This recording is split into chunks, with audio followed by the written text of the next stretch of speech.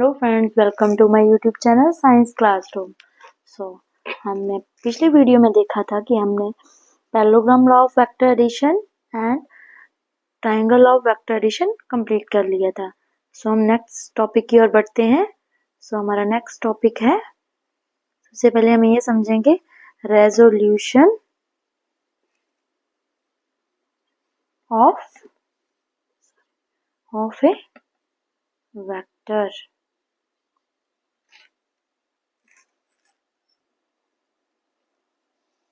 Resolution of vector, it is a process of splitting of vector.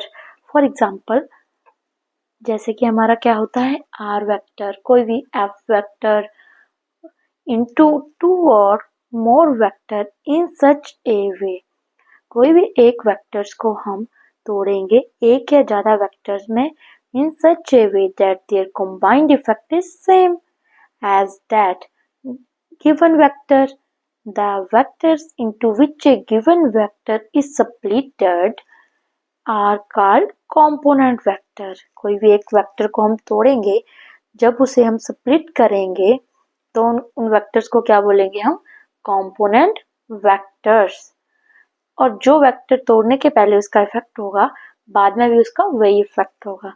इसमें आपको ये याद रखना होगा कि जो हमारा थीटा होता है ना, जो थीटा का बेस होगा नीचे, उसके सामने हमेशा कौन सा कंपोनेंट आएगा? Cos of theta. और जो दूसरा परपेंडिकुलर होगा, परपेंडिकुलर हमेशा कौन सा आएगा? Sine of theta. For example, हमें कोई भी वेक्टर को कैसे स्प्लिट करना है, उसके कंपोनेंट्स कैसे फाइंड आउट करने हैं। फॉर एग्जांपल ये देखिए, आपको पेपर में या कोई भी आपको डेरिवेशन में ऐसे दिया हो, ठीक है। फॉर एग्जांपल ये मेरे पास क्या है? एक एफ वेक्टर। इसे मैंने क्या करना है? स्प्लिट करना है, या मैंने इसके क्या है? रेजोल्यूशन निकालना है, कंपोनेंट वेक्टर निकालने हैं। तो मुझे दिया है ये क्या है? थीटा। मैंने आपको कैसे बताया कि जो थीटा का बेस होता है वो हमेशा क्या आएगा? कॉस ऑफ थीटा में। तो एफ को कैसे तोड़ सकते हैं हम? एफ को कैसे तोड़ सकते हैं? F cos of theta. और जो बताया कि जो परपेंडिकुलर होता है वो हमेशा क्या होता है? Sine of theta. तो जो ये क्या होता है, जो थीटा का परपेंडिकुलर होगा उसे क्या आएगा? F sine of theta. So ये दो मेरे कंपोनेंट्स आ गए, एफ कॉस ऑफ थीटा और एफ साइन ऑफ थीटा। इसके साथ में मैं आपको इसका एक न्यूमेरिकल करवाती हूँ, जिससे आप क्लियर हो जाए कि कंपोनेंट्स कैसे निकालते हैं। सो करेंगे हम नेक्स्ट न्यूमेरिकल इसका। सो हमारे पास एक न्यूमेरिकल दिया है ना, उसमें हमें एक थीटा दिया हुआ है। थीटा कितना दिया हुआ है? 30 डिग्री। ये इसकी उन्होंने डायग्राम दी हुई है, जिसमें ए एक्स, ये क्या है? ए वाई। ये क्या कंपोनेंट्स है मेरे? तो ये क्या है? ए, ठीक है। यहाँ पे क्या दिया है उसने? थीटा, जो कि कितना है? 30 डिग्री। इधर क्या है मेरे पास? कौन सा कंपोनेंट होगा? Cos of theta. परपेंडिकुलर कौन सा होगा? Sine of theta.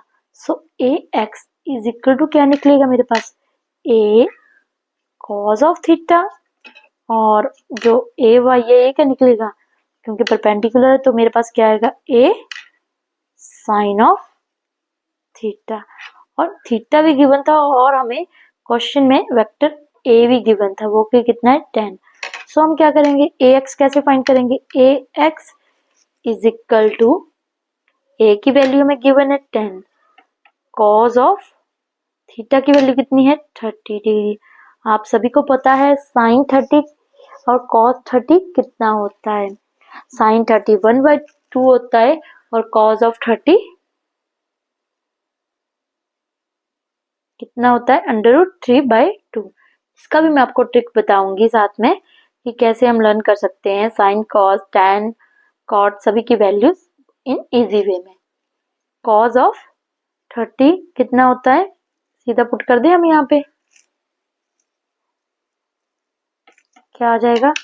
√3/2। 2 5 का 10, मेरे पास क्या आएगा? यहाँ पे 5/√3। ये किसकी वैल्यू आ गई? ए एक्स कंपोनेंट की, और ए वाई क्या था मेरे पास? पहले ऊपर फॉर्मूला नहीं देखेंगे, आप मेरे साथ देखें कि ए वाई मीन्स कौन सा कंपोनेंट इन वाई एक्सिस, जो कि क्या है परपेंडिकुलर कंपोनेंट। परपेंडिकुलर कंपोनेंट में क्या आएगा मेरे पास, ए साइन ऑफ थीटा। सो ए की वैल्यू 10 साइन थीटा आप सभी को पता है 1/2, ये आएगा 5 ए वाई की वैल्यू। तो मेरे को ए एक्स और ए वाई की वैल्यू मिल गई। यही आपको क्वेश्चन में पूछा हुआ था, वेरी सिंपल क्वेश्चन।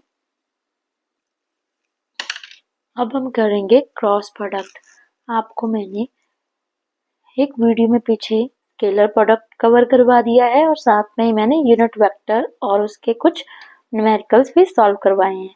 और अब हम करेंगे क्रॉस प्रोडक्ट, उसकी एक्सप्लेनेशन कैसे हम क्रॉस प्रोडक्ट निकालते हैं और साथ में उसके न्यूमेरिकल्स भी करेंगे। सो हम अब क्या करेंगे, क्रॉस प्रोडक्ट। कई बार पेपर में आपको आपके बोर्ड एग्जाम में, स्कूल एग्जाम में या कोई भी आपको एंट्रेंस एग्जाम में आप देते हो बाद में, तो आपको केवल शॉर्ट क्वेश्चन 1 नंबर का आपको कुछ सिंपल सा पूछ लेते हैं। वो पूछेंगे कि परपेंडिकुलर पूछ लेंगे, पैरेलल एक्सिस पे पूछ लेंगे, कुछ भी ऐसे करके क्वेश्चन पूछ लेंगे कि क्रॉस प्रोडक्ट परपेंडिकुलर वेक्टर्स का 0 होगा कि 1 होगा, डॉट प्रोडक्ट कितना होगा। इसमें कई बार बच्चे कंफ्यूज हो जाते हैं, तो आप इसको प्लीज ध्यान से करके जाएं, जिससे आपको 1 नंबर का नुकसान भी ना हो जाएगा। सो हम देखेंगे हमारे पास क्रॉस प्रोडक्ट क्या होता है। आप सभी ने पीछे डॉट प्रोडक्ट देखा था जिसमें डॉट आता था, डॉट को हटा के हम क्या लगाते थे, कॉस ऑफ थीटा।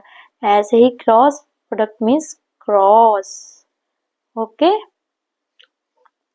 तो क्रॉस प्रोडक्ट को और हम क्या बोलेंगे, वेक्टर प्रोडक्ट। वो क्या था हमारे पास, डॉट प्रोडक्ट, यहाँ पे क्या था उसके डॉट, और उसको क्या बोलते थे हम, स्केलर प्रोडक्ट।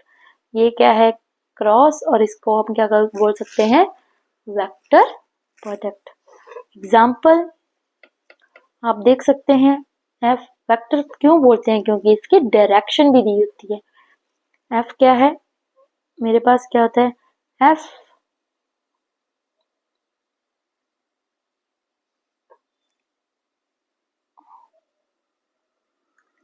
वेक्टर दिया होता है फोर्स इनटू डिस्प्लेसमेंट, और साथ ही में हम देखते हैं जो वेक्टर होता है, जो ये होता है वेक्टर, उसको हम कैसे लिखते हैं, वेक्टर मल्टीप्लाई वेक्टर, ओके। सो हम लिखेंगे ए क्रॉस बी। जो आपको याद रखना है, सिर्फ इतनी सी बात रखनी है, ए क्रॉस बी को क्रॉस प्रोडक्ट हटा के हमेशा क्या आता है, a mod b sine of theta और एन कैप, ओके। ये हमारे पास क्या मैग्नीट्यूड वैल्यू देगा, और एन कैप मीन्स उसकी डायरेक्शन क्या है, वो मैग्नीट्यूड इनटू डायरेक्शन, वही तो होता है वेक्टर, ठीक है। ये हमारा पास क्या है, क्रॉस प्रोडक्ट।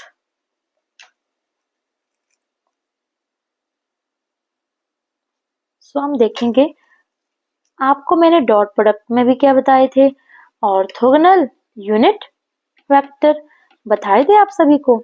आप सभी को पता है यूनिट वेक्टर होता क्या है, यूनिट वेक्टर जैसे एन कैप, वो क्या होता है, वेक्टर अपॉन इट्स मैग्नीट्यूड। ये मेरे पास क्या होता है, यूनिट वेक्टर। ये तो आप सिंपल बता रही हूँ। ऐसे देखो ऑर्थोगोनल यूनिट वेक्टर क्या होते हैं, ऐसे देखिए, हमने डॉट प्रोडक्ट में भी देखे थे, हम क्रॉस प्रोडक्ट में भी देखते हैं। जैसे इधर हमारे पास क्या है, आई कैप, इधर क्या आ जाएगा, जे कैप, और इधर के cap. In x axis we get i cap, in y axis we know that unit vector is j cap, and in z cap the unit vector is k vector. So dot product of two parallel vectors is 0 or 1. Please tell the cross product of two vectors which are parallel, I cross I, our sign is 0 because both are parallel to each other.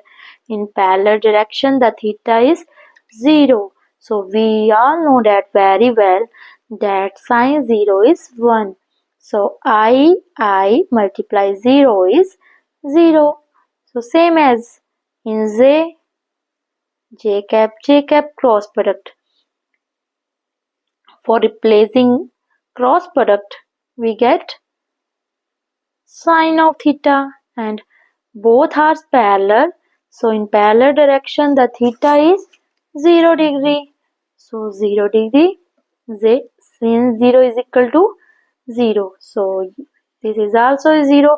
Same as it is k cross k is also a 0. By comparing this, we know from the previous I dot I, we find that I dot I is equal to 1, j dot j is equal to 1, or k dot k is equal to 1, because in cos 0 is equal to 1.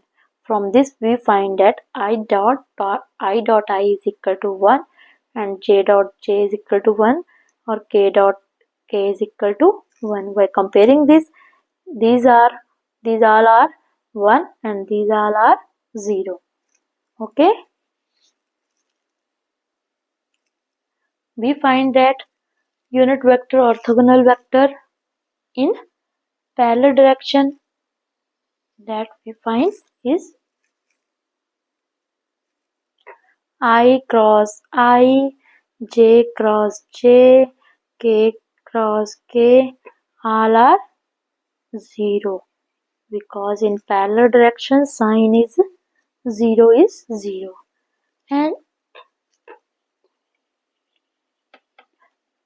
cross product of two perpendicular vector, so we find I cross j.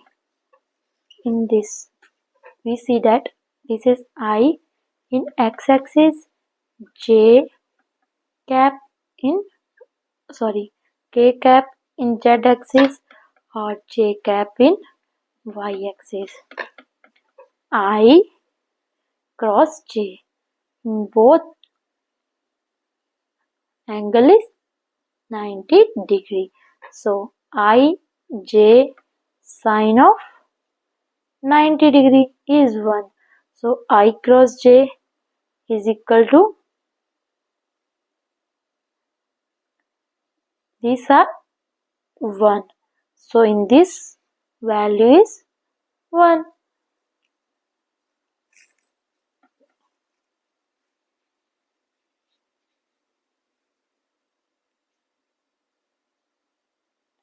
So हम इसे लिखेंगे I cross J is equal to K cap, और आगे J cross K